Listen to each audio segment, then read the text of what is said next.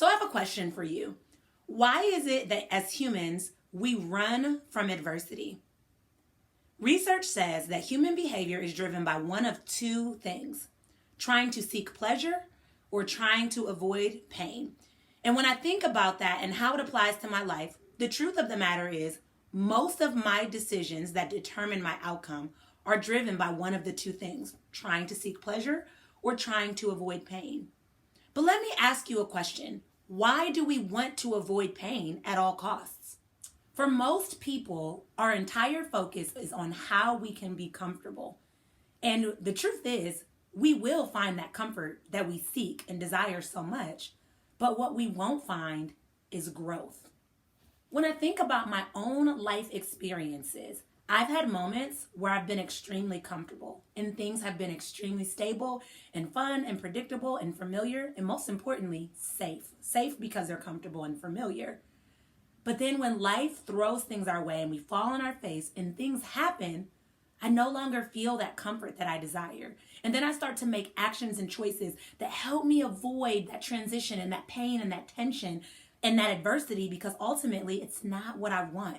It's not what I'm familiar with. And again, as a human, I'm driven to avoid pain at all costs. But in the end, all of that work and that effort that I've put into avoiding that pain and that adversity really prevents me from being able to grow, prevents me from being able to expand, prevents me from being able to learn, prevents me from getting to know who I truly am. One of my favorite quotes is by Shia LaBeouf, and it says, "Adversity has a way of introducing a man to himself." Think about it. You can learn a lot through life, but you can learn the most through your adversity. So let's talk about how you should accept your adversity and avoid running from it. The first way to avoid running from adversity is to remember your past. We've all had experiences that we have faced that have caused us to fall flat on our butt or on our face, but we've gotten up. And if you take time to reflect on that and think about the strength that you built from that experience and the resilience that you have, you can remember that you still have those same resilience muscles to get through the adversity that you're facing now.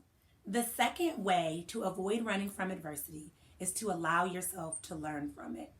I believe that when we get out of high school and out of grade school, we avoid learning, but there's so much to be learned if you just open your mind to it.